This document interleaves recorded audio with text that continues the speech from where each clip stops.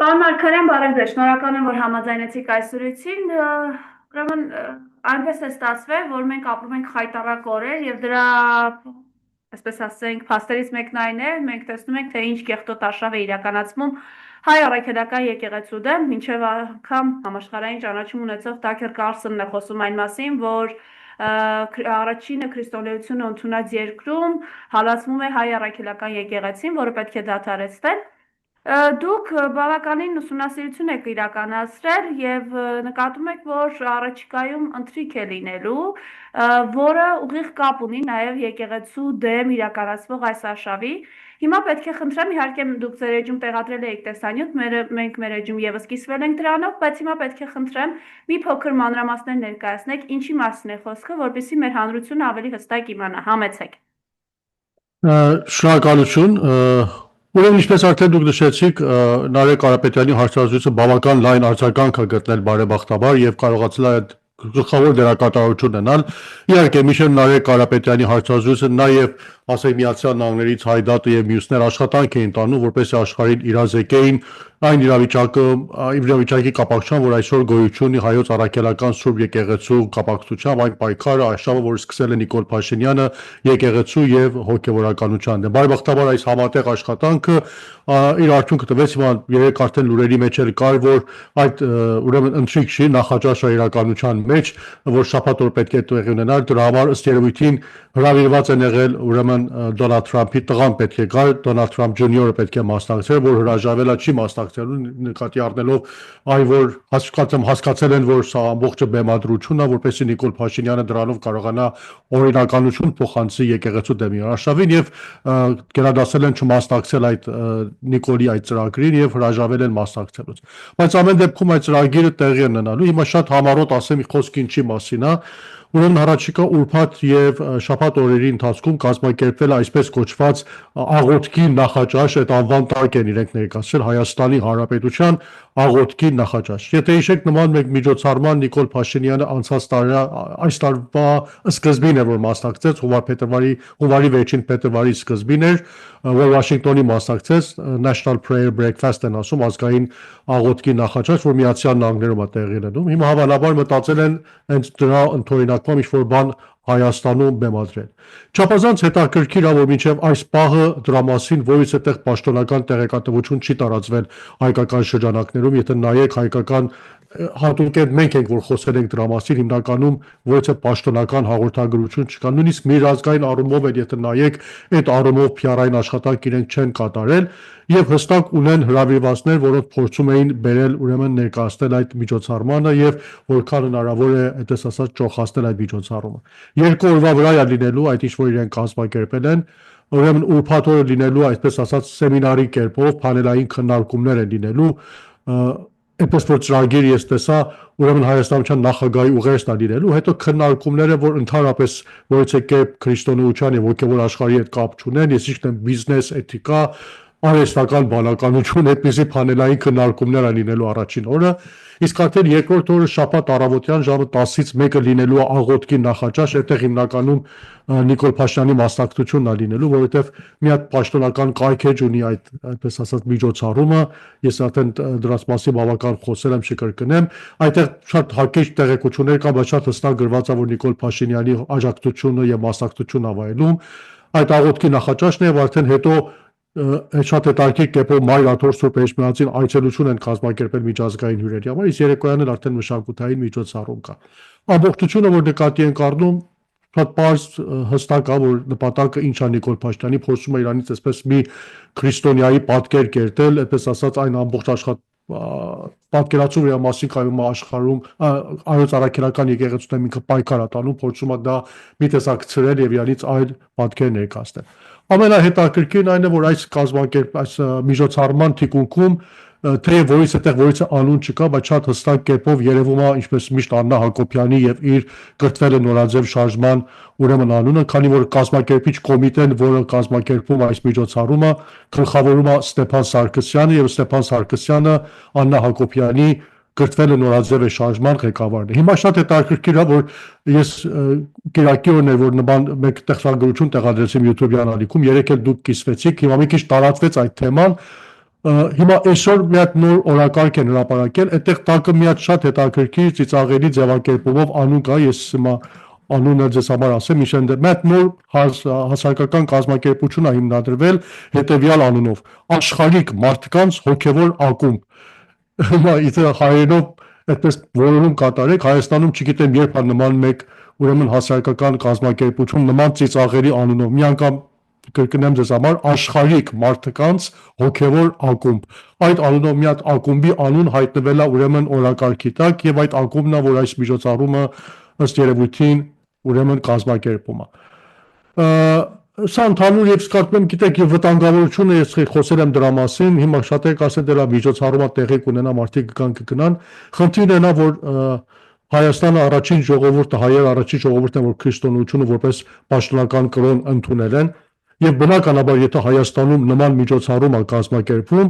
առաջին հերթին այդտեղ պետք է ուշագրավ պետք է լինի, ասենք Մայրաթոր Սուրբ Էջմիածնի ներկայությունը, մասնակցությունը, դերակատարությունը, ինչ աղոթքի նախաճաշ Երևանի կենտրոնում, ասենք հայ ժողովրդի մայրաքաղաքում, որտեղ ասենք չի մասնակցի Մայրաթոր Սուրբ Էջմիածին եւ կարծում եմ բոլորս էլ գիտենք, որ Նիկոլի կողմից կազմակերպվող այդ միջոցառման ամենայն հավանականությամբ Մայրաթոր Սուրբ Էջմիածինը չի մասնակցելու, արդյունքը լինելու է ինչ, Նիկոլը բերելու է իր այդ կեղծ հոգևորականներին կարգալույց եղած այդ մի քանի հոգևորականներին ներկայացնելու որպես այդպես ասած հայոց առաքելական սուրբ եկեղեցու ներկայացուցիչներ, իսկ միջազգային հյուրերի ներկայությամբ փորձելու է դրանց լեգիտիմություն փոխանցի։ Շատ կարևոր խնդիր է, որ մենք պետք է ուրեմն անդրադառնանք, իսկ կարևորն է, որ միջազգային առումով արդեն իսկ ծախողած միջոցառում է սա, որտեղ նոր նայում էի ուրեմն Արամ Համբարյանը, որը կարծեմ եթե ճանաչեք Հայդատի գլխավոր դեմքերից մեկն է Միացյալ Նահանգներում ուսումնասիրություն են անցկացրել եւ 1%-ով ընդառաջում ա գտել իրենց ուսումնասիրությունների համաձայն այս միջոցառումը համաշխարհային մակարդակով միջազգային անդրադարձները, որ կան ընդհանուր նկատի առնելով 99%-ով բացասական է եղել, միայն 1% ուշադրություն է գրավել, որը կարծում եմ հերթական ձախողում լա լինելու ուրեմն Նիկոլ Փաշինյանի համար, բայց կարծում եմ մենք հսկայական աշխատանք ունենք կատարելու, քանի որ այդ օրը լինելու են միջազգային հյուրեր Երևանում, ամեն դեպքում գալու են, հոգևորականներ են, կրոնական դեմքեր են, կարևոր դեմքեր են եւ ես կարծում եմ պետք է այդ մարդկանց ամեն կերպ իրազեկել, ցույցեր անելով, ակցիաներ անելով, ուրեմն Մարիեթ Հուրյանոցի առաջ, ազգային պատկերասրահի առաջ, որտեղ կազմակերպվելու այս միջոցառումը եւ ամեն կերպ իրազեկել նրանց, որ հենց այս պահին, որ դուք այստեղ աղոթքի նախաճաշ եք անցկացնում, ասենք մի քանի րոպե հեռավորության վրա, ասենք ԱԾ մեկուսարաններում պահվում են 3 թեմերի գլխավոր առաջնորդներ, arczepiskopos-ներ, կարևոր դեմքեր, որոնք միայն կալանքի տակ են գտնվում այս պահին, իրենց խոսքը ես միտք արտահայտելու համար եւ խոսքի ազատության կոպիտ բռնահարմամբ Նիկոլը նրանց կալանավորել է եւ պահում է ուրեմն կալանքի տակ։ Ես այսքանը կարող եմ այս պահին ասել, հիմա եթե դուք որից հարց ունենաք, սիրով։ Պարոն Մարգարյան, եւ այսօր առավոտը բացվել է ու մենք տեսնենք, որ ավելի քան 8 հոգևորականի քննչական կոմիտե են կանչել։ Խնդրեմ այս մասով ձեր տեսակետը, նշեցիք, որ 3 սրբազաններ գտնվում են ԱԱՑ մեկուսարաններում, խնդրեմ։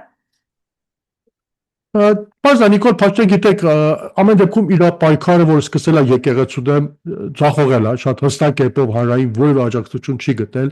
Ինքը արդեն, եթե չեմ սխալվում, 3 պատերակների է մասնակցել, 2 հատ Հովանավանքում, 3-ը անցած կիրակի մեկ ուրիշ վանքում ուրեմն առողջության մասնակցեց, 3-ն էլ միայն կարողացել են, պես ասած, ապահովել ԿՊԱ-ականների մասնակցություն, նույնիսկ միջոցառման մարդիկ են գնացել, ովքեր շատ հստակ կերպով ասում են, որ մենք աթեիստ ենք, բայց գնացել են հիմա այդտեղ պատարակի են մասնակցել, որպես այդպես ասած այդտեղ տեղը լցվի, բայց դե գիտենք այնպեսի հանրային աջակցություն, որ նման շարժում պետք է ունենա, ուրեմն չի ստանում։ Եվ կարծում սա հերթական անգամն է, որ եկեղեցու դեմ Նիկոլի արշավը բացարձակ ձախողման է մատնվել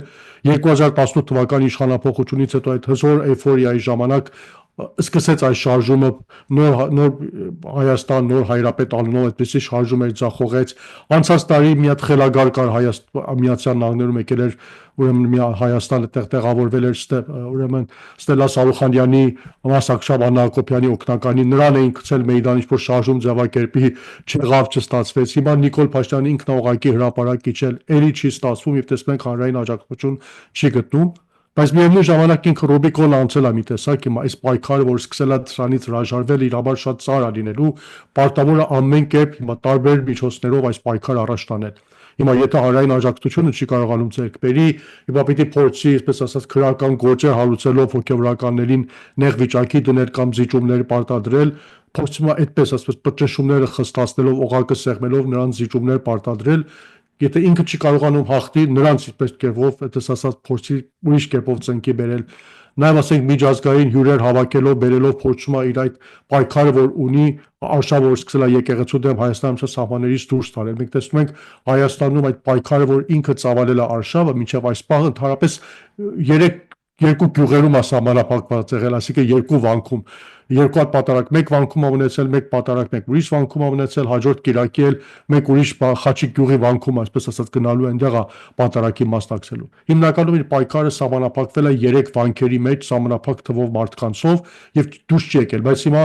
ասենք այս նախաճաշը, որ կազմակերպվում է, փորձում է, ես կարծեմ, Հայաստանի սահմաններից դուրս տանել այս պայքարը, մի տեսակ դրան միջազգային տեսք տալ եւ փորձում է, այսպես ասած, մի տեսակ զուգահեռ կառույցներ ստեղծելով, այսպես ասած, ինստիտուտներ ստեղծելով Մայրաթոր Սուրբ Էջնիածնի կողքին, վարկաբեկել, հեղինակազրկել Մայրաթորը, որը կարծում եմ հասկանալի պատճառներով որևիցե մեկը չպետք է թույլ տա եւ մենք պիտի փորձենք արձակակենք։ Ես ցավով եմ ուզում ասել, որ մեր հասարակությունը մինչեւ այսօր այդքան կարևորությամբ այս միջոցառմանը, որ լինելու առաջիկա ուրբաթ եւ շաբաթ օրերի ընթացքում չի անդրադարձել մեր մամուլ ընդդիմադիր դաշտը, բայց ես կարծում եմ սա չափազանց թե վտանգավոր երևույթ է եւ թե եթե ճիշտ աշխատենք կարող է բացառիկ առիթ լինել մեզ համար մեր այսօրվա իրավիճակը միջազգային հանրությանը իրազեկելու համար։ Տեսեք, որքան էլ մեր սրբազանները իրենց վեհության մեջ են, բայց մի բան հստակ է, առողջական լրջագույն խնդիրներ ունեն այս մարդիկ եւ որը կալանքի հետ որևէ ձևով համատեղելի չէ եւ ցավոք մենք ունենք նախադեպը դատարանում մահացավ Արմեն Գրիգորյանը ուղիղ եթերում բոլորիս աչքի առաջ։ Ես խնդրեմ մեծ մասով էլ ձեր խոսքը ասեք, ինչ է նշանակում տանել կալանքի, այն էլ առողջական լրջագույն խնդիրներ ունեցող մարդկանց։ Տեսեք, հիմա ես դուրսից որ նայում եմ, այսպես եմ գնահատում, Նիկոլ Փաշինյանը հայտնված է փակուղային շատ ծանր վիճակի մեջ, թե հոգեբանորեն, ընկած վարկանիշ, լուրջ դժվարություններ, ձախողած ծրագրեր, այսպես ասած, ինքն էլ հասկանում է, որ այդ խաղաղության նախագիծ, բանտրանք բոլորը խոսքեր են շատ շուտով այդ փուչիկը պայթելու, հայտնի դառնալու, որ ոչինչ չկար, որիցե բանիկը չի կարողացել անել, եւ մի տեսակ այս հոգեխանգարմունքի մեջ շարունակաբար բարեբախտաբար սխալներ է թույլ տալիս։ Հիմա ես կարծում եմ սա մահացու սխալներ են, որոնք վերջում մեր օգտին է վերջանալու։ Ես կարծում եմ իր ամենակոպիտ սխալներից մեկը վերջի կանանքներն է որ տվել, այսինքն Սամվել Կարապետյանին, անգամներ ասել եմ կալանավորելով, ինքը Սամվել Կարապետյանին դարձրեց քաղաքական գործով իր ձեռքով եւ հիմա դարձել է անկառավարելի, մտածում էր հիմա կդնի բանտը, հեծը այսպես ասած բռնազավթելով կկարողանա ճնշում գործադրել, ինչպես ասենք շատ խոշոր գործարանների պարագային ինքը կարողանում էր անել, բիզնեսներին կպտում էր, իրենք լռում էին, հիմա Սամվել Կարապետյանի դեպքում էլ այդպես է լինելու, բայց չստացվեց, ընդհակառակը այնպիսի իրավիճակ ստեղծեց, որ հիմա այդ Սամվել Կարապետյանի մեծով շարժումը գնում է հասնում է Միացյալ Նահանգներ, եւ Միացյալ Նահանգները այնպիսի աշխատանք է տանում, որ իր վլանը ցախողեցնում է։ Կարծում եմ հիմա եթե վերադառնայինք Նիկոլ հավանաբար Սամվել Կարապետյանին կորոշե չկալանավորել, բայց հիմա որ կալանքը տվել է պարտավոր է միջև վեճ գնալ։ Նույնը ես կարծում եմ Սրբազանների կապակցությամբ ինքը թույլ տվեց Բագրատ Սրբազանի, Միքայել Սրբազանի, Մկրտիչ Սրբազանի դեպքում նույն սխալները թույլ է տվել եւ հիմա այդ մարդկանց ինքը իր ձեռքով դարձրեց քաղաքական խոշոր գործոններ, որոնցից յուրաքանչյուրի շուրջ հիմա համախմբման այսպես բևեռներ են, որոնք դուրս գալով կարող են իրենց ժողովրդին համախմբել եւ շատ պարզ է որ այս պայմաններում Նիկոլը չի ամեն ինչ անելով որպես այս մարդիկ չլինեն ազատության մեջ, քանի որ գիտի Բագրատ Սրբազանի, հատկապես Միքայել Սրբազանի ազատության մեջ լինելը նրանց շուրջ նոր բևեռների ստեղծման պատճառ է դառնալու։ Ես կարծում եմ հենց այս պատճառով որ հակառակ բոլոր առողջական վիճակների, խնդիրների, որ կա մարդու իրավունքների կոպիտ խամնունի ժողովրդավարությունը ոտնահարելով Նիկոլ այս պահին գնում է այդ ուղղությամբ եւ եթե հիմա ընդհանուր նայենք Հայաստանը վերածել է մի հատ, այսպես ասած, իսկ բարի իսկական իմաստով բռնապետական երկիր, բայց ինքը բռնապետիկ այդտեղ նստել է եւ կարծում է իրավիճակին դիրապետում ամեն առավոտ սիրում են բոլորիդ այդ սրտիկներն է ժողովրդին ցույց տալիս, բայց խորքում գիտենք, որ բոլորի մոտ իր կապակցությամբ զզվանք արդեն հասել է այդպես ասած ծայրահեղ մակարդակի է հասել եւ շուտով ինքը կարծում եմ կստանա իր բոլոր այս քայլերի պատասխանը։ Ամեն դեպքում Բագրատ Սրբազանը, Միքայել Սրբազանը հավիտյան բանտում չեն մնալու, այդ մարդիկ դուրս են գալու, բայց այս ամեն ինչի գործընթացներում կա մեկ դուժող, մեկ ցախողած մարդ, որին լինելու անպայման Նիկոլ Փաշինյան։ Նաև իրենք չեն սահմանափակվում սրբազաններով, համայնքապետերերին են բանտում կամ սպանվում են իրենց տան բակում Վալոդյա Գրիգորյանի սպանությունը եւ մենք տեսնում ենք, որ փաստաբանը Զարուհի Փոստանջյանը ահազանգում է նաև Վարդան Ղուկասյանի առողջական ծանր վիճակի մասին, որը եւս համատեղելի չէ կալանքի հետ։ Խնդրեմ ես մասով ձեր տեսակետը։ Ասում եմ, հասկանում ենք, որ ծանր վիճակի այդ համայնքները ինքը ձեռքից տվել է եւ գիտի ընտրությունների ժամանակ այդ համայնքներից ինքը կարողանում էր խոշոր ձայներ բերել պետական ռեսուրսի օգտագործմամբ։ Հիմնականում բոլորս էլ գիտենք 2021 թվականի ընթացքում իր հիմնական միջոցը ընտրություններում հաղթելու եղել է պետական ռեսուրսի այդպես անսահմանափակ օգտագործումը, որը կարողացել է օրինական այդպես տեստ տալով պետական ռեսուրսները օգտագործել եւ իր համար ձայներ հավաքել եւ վերընտրվել։ Եվ Բայց հիմա այդ համայնքների իշխանությունը ձեռքից տալով, հատկապես խոշոր քաղաքներում, ասենք Գյումրի նման քաղաքում իշխանությունը ձեռքից տալով, բնականաբար դրանք շատ խոշոր ազդեցություն են ունենալու ընտրությունների վրա, մակուզի լինի արտահերթ կամ հերթական ընտրություններ, մեկը խոշոր դերակատարություն ունենալու, ինքը այլևս այդ տեղերում խոշոր չափերով չի կարողանալու պետական ռեսուրսներից օգտվել, պետական ռեսուրսի մի հսկայական բաժինի վերահսկողությունից դուրս է գտնվում եւ բնականաբար ինքը փորձում է ամեն կերպ այդ իրավիճակը վերականգնել։ Հիմա դրա այդպես ասած ամենակարճ ճանապարհն է, որ այդ համայնքապետերի դեմ գործեր հարուցի, ինչպես Վարդան Ղուկասյանի դեմ նրանց տնի բանտը, կամ ինչպես ասենք հիմա Վաղարշապատ համայնքի ընտրությունների կապակցությամբ, որ առաջիկա կիրակի օր պետք է տեղի ունենա, ամեն տեսակ ապօրինություններ տեսնում ենք հիմա անում են խարոց շարժանակ, որպեսզի կարողանան իրենք ձայն բերեն, բայց վերջին հաշվով ես կարծում եմ ժողովուրդի խոսքն ասելու է եւ ինչպես Գյումրում ժողովրդի վերջնական խոսքն ասեց, Նիկոլ այնտեղ միանշանակ պարտություն կրեց, կարծում եմ նույն պարտությունը նաև հույսով եմ, որ առաջիկա կիրակի օրը դա կարձանագրվի նաև Վաղարշապատ խոշորացած համայնքում Էջմիածնում, որպես մեր հոգևոր կենտրոն, որը երկու իմաստ ունենալու այդ հաղթանակը, թե այսինքն Նիկոլ Փաշինյանի ձախողումն է լինելու վարկանիշային առումով, թե նաև ապացուցելու է, այսինքն իր եկեղեցու դեմ ծավալած պայքարի միանշանակ ձախողում։ Եվ նաև ուզեմ անդրադառնալ ռազմական շքերթը, որը ցուցադրում էր Ադրբեջանը, ըստ էության նաև պատասխանը նրա, որ Փաշինյանը խոսում է ավելի շուտ այն մասին, որ մենք զենք չենք ունեցել, չենք ունեցել, այս դրա ապացույցն է նաև, որ ադրբեջանական կողմը 6 միլիարդ զենք խլելու մասին էր խոսում մեզանից։ Խնդրեմ ես մասով ձեր տեսակետը եւ այս սպառնալիքները, որ մենք այսօր տեսնում ենք ու սրան զուգահեռ Նիկոլ Փաշինյանը փորձում է կեղծ խաղաղությունով կերակրել ժողովրդին, համեցեք։ Այդ որ զենք չենք ունեցել կամ չեղի, գիտեք, բոլորը կարծում եմ արդեն ապացուցված բաները, հիմարությունները, որ Նիկոլ Փաշինյանը ցույց է տալիս, ինքն է բերում զենքերը ցույց է տալիս,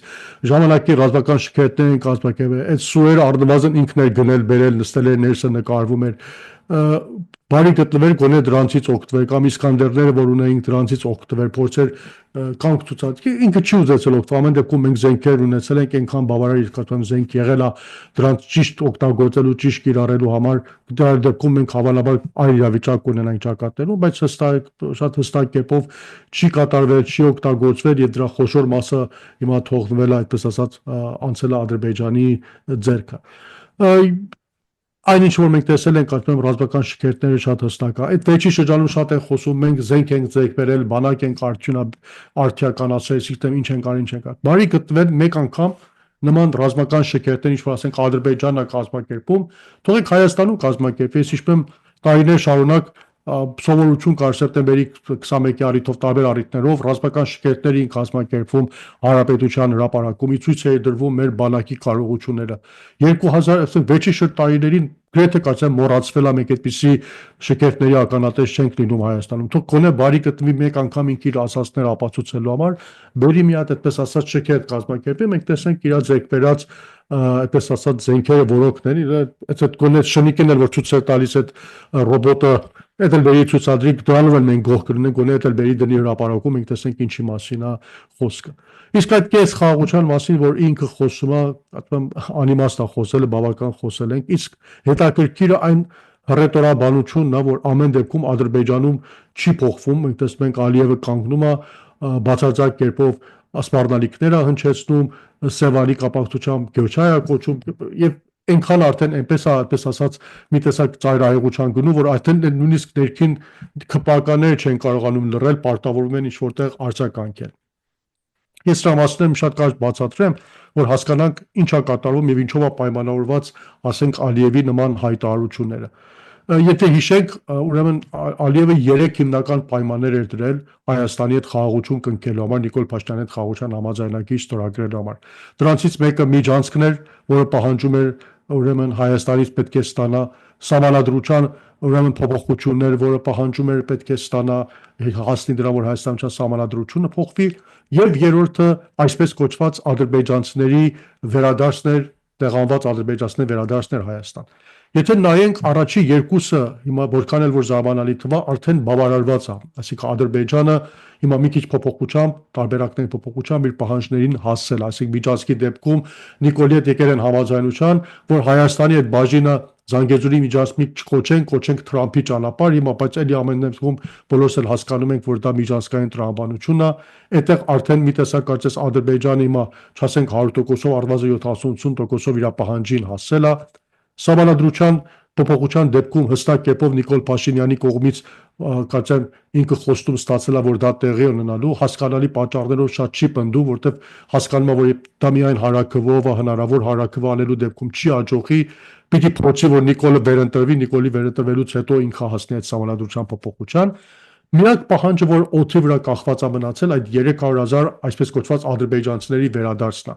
Նիկոլ Փաշինյանը դրա համարել էր մի հատ տարբերակ գտել, բերել էր Արցախահայության կարգավիճակը հավասարեցրել էր այդ ադրբեջանցիների կարգավիճակին եւ այդպես հայմաձևակերպում, որ ես արցախցիներին հետ չեմ վերադարձնի Արցախ, կպահեմ Հայաստանում, դուք էլ հրաժարվեք ադրբեջանցիների վերադարձից։ Բայց հակառակ այն երկուսի դեպքում, որ Ադրբեջանը ինչ-որ բան ստանցել է եւ բավարարվել է, այս վերջինի դեպքում Նիկոլի առաջարկը ես կարծում եմ Ալիևին դուր չի եկել, քանի որ այդ դեպքում ինքը ոչինչ չի ստանում, բացարձակապես ասենք վերադարձը, որ կա ցանկանում է, այսպես կոչված իրենց ասածով արևմտյան Ադրբեջան իրականություն չի դառնում։ Հիմա ինչ ունի Ադրբեջանի ձեռքում այդ հռետորաբանությունը, քանի որ գիտի Նիկոլ Փաշինյանը կանգնած է ընտրությունների սեմին, այս փուլում Նիկոլին ծանր վիճակի մեջ դնելով կարող է իր ցանկացածին հասնել։ Մի տեսակ ասում ենք մտրակի եւ կարկանդակի քաղաքականություն ավարում, Նիկոլ Փաշինյանն ասում է, թե ես կարող եմ խաղաղության թուղթ տամ քեզ եւ քեզ օգնեմ վերընտրվես, թե կարող եմ նման հռետորաբանություն օգտագործեմ եւ ժողովրդի առաջ քեզի խայտարակ անեմ, որ ժողովուրդն էլ հասկանա, որ խաղաղություն չի լինելու։ Հիմա ինքը տնտրի որ մե տարբերակով ես գնամ, այս դեպքում պիտի պահանջներից բավարար։ Իսկ ասում եմ Ադրբեջանը լավ հասկանում է, որ այս ընտրությունների սեմին ինչ ցանկանա Նիկոլից կարող է ստանալ կեղծ խաղաղության դիմաց եւ հիմա այդ հռետորաբանությունը խստացրել է, որպեսզի Նիկոլ Փաշինյանի զիջումներ պարտադրի։ Դե հասկանում ենք ամեն անգամ, որ Ադրբեջանի հռետորաբանությունը խստանում է, Նիկոլ Փաշինյանը փոխարեն կտրուկ քայլերի դիմի հերթական զիջումն անում, փորձում է այդպես Ալիևին լրացնել։ Ալիևն էլ շատ լավ հասկացել է Նիկոլի այդ վարկագիծը եւ հիմա կարծում եմ իր հռետորաբանությունը խստացնում է, որպեսզի ընտրությունների սեմին կարողանա առավելագույնս մինչեւ ընտրություններ ուրեմն Նիկոլից ստանալ եւ բնականաբար հետո փորձելու ամեն կերպ օգնի, որ Նիկոլը վերընտրվի, բայց կարծում եմ հասկանալի պատճառներով մենք որևէ մեկ չպետք է դա թույլ տանք եւ մեր պայքարը պետք է լինի այն ուղղությամբ, որ դա տեղի չունենա ամեն դեպքում։ Միջորդ կուզեմ Թորենին անդրադառնանք նաև, որով կերակրում են ժողովրդին, թե տեսեք, այլևս այնքան խաղաղություն ենք վերել, որ առևտրով, sense Թորենով կուտեք այդ անասնակերը, բարձվում է ինչ կարգի Թորենի մասին է խոսքը, Արտուր Խաչատրյան ներահազանգ է։ Խնդրեմ ես մասով ձեր տեսակետը եւ իրապես սա է Ադրբեջանի պատասխանը այն խաղաղությանը, մուրացող խաղաղությանը, որ այս իշխանությունները տանում են։ Կարծում արդեն իսկ այդ երևույթը որ տեղի ունեցավ հստակորեն խոսում է հենց այդ կես խաղաղության մասին, սկզբում բարձրաձայնում էին այսա ցորելով բեռնավորված բեռնատարներ ա գալի, ժողովուրդը այնպեսի տպավորություն էր, որ այսա այրընտրանքային հացահատիկի աղբյուր է իրենց համար ստեղծվել կարճ ճանապարհով էժան հացահատիկ գալու է տեղ հասնի, իրենք խնդիր չեն ունենալու, բայց հիմա երբ որ եկավ տեղ հասավ, տեսանք այդ հացահատիկը ուրեմն ցորեններ հիմնականում անաստակեր է, ոչ թե ցորենա, որից ժողովուրդը կարող է օգտվել։ Իհարկե հիմա էտել է ամեն դեպքում օգտագործել, հիմա չասենք այդպես օգտագործելի չի, բայց ամեն դեպքում որպես ռազմավարական, այդպես ասած մթերք ցորերի հետ ամեն դեպքում հայմատելի չի եւ Կարծում եմ Ադրբեջանը հերթական անգամ ծաղրեց Նիկոլին եւ բացահայտ դարձավ Նիկոլի այդ կեղծ խաղաղությունը, որ հիմնականում խաղաղություն չի կարող լինել։ Սա հենց նույնն էր, ասիկ մի տեսակ Նիկոլին է ծաղրոցանակի ենթարկում Ալիևը, ասպացորենով գալիս է, հետո վերջում գալիս է, տեսնում են 4-րդ կարգի ցորենա ոչ մի բանի պետք է չի գալու։ Այս ամենը կարծում եմ նաեւ մեր ժողովրդի համար պետք է հասկանալի դառնա, որ Ադրբեջանից իրենք բան չեն ստանալու, այսինքն ամեն դեպքում Ադրբեջանը մեր թշնամին եղել է, շարունակելու է մնալ եւ պատկերացնել, որ քո թշնամին իր դռները քո վրա բացելու է, որպեսզի դու լավ ապրես, միայն պարզամիտ մանկամիտ հիմարը կարող է այդպիսի պատկերացում ունենալ, այդպիսի բան տեղի չի ունենալու, բնականաբար նրանք փորձելու են ամեն կերպ մեզի սեղմել, հիմա ասելու են հացահատիկ ենք ուղարկում անաստակեր, ուղարկենք դա նաև մի տեսակ վիրավորական է, այսինքն մի տեսակ այդպես արժանապատվության հարց է, քեզ ասում են ցորենա գալի է դու գալիս ես այսպես անաստակեր, այսինքն մենք բոլորս պետք է ազգովին արդեն վիրավորված զգանք մեզ այդպիսի վերաբերմունքից, որ ցուցաբերվել է։ Բայց լավ է, թողեք այդպիսով եկի տեսակ այդպես Նիկոլ Փաշինյանի խաղաղության կեղծ օրակարգը կարծում եմ շատ ավելի հասկանալի է դառնում մեր ժողովրդի համար, հույս եմ որ ժողովուրդը այս ամեն ինչը տեսնելով այս անգամ կարծեմ ճիշտ որոշում կկայացնի Նիկոլի իշխանության կապակցությամբ։ Եվ Բայրամովի վերջին հայտարարությունը Նիկոլ Փաշինյանը Ալիև Դուշանբեում առաջին հանդիպումը Փաշինյանը խոսում էր այն մասին, հռետորական հարց է տալիս Ալիևին, ուզում եք ինձ սպանեն, խնդրեմ, այս մասով ինչ փակագծեր են այլևս բացվում։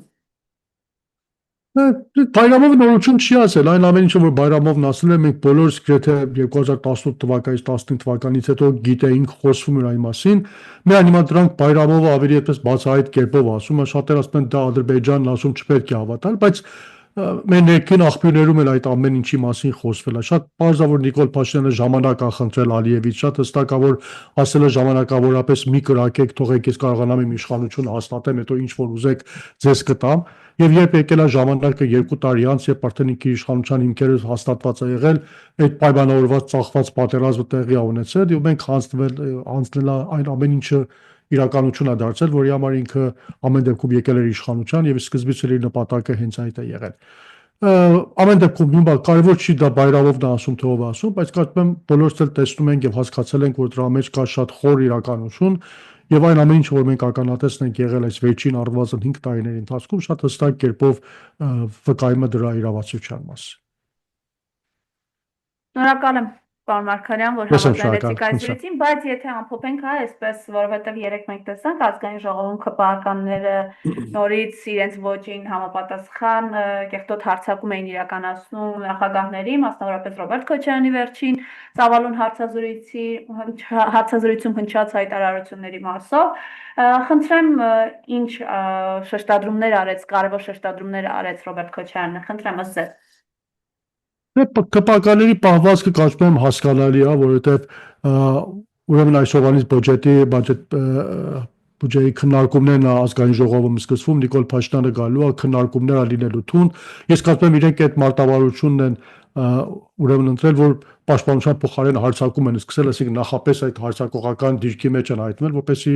այսօրվա այդպես թեժ նիստերի արդյունքում կարողանան, այսպես ասած, ինչ-որ ձևով իրավիճակը անց վերահսկողության տակ պահել։ Շատ քննարկելիք բան չկա այդտեղ, բայց կարծում եմ թե նախագահ Սարգսյանը, թե նախագահ Քոչարյանը երկուսն են իրենց հարցազրույցների ժամանակ Երևան հանեցին, այսինքն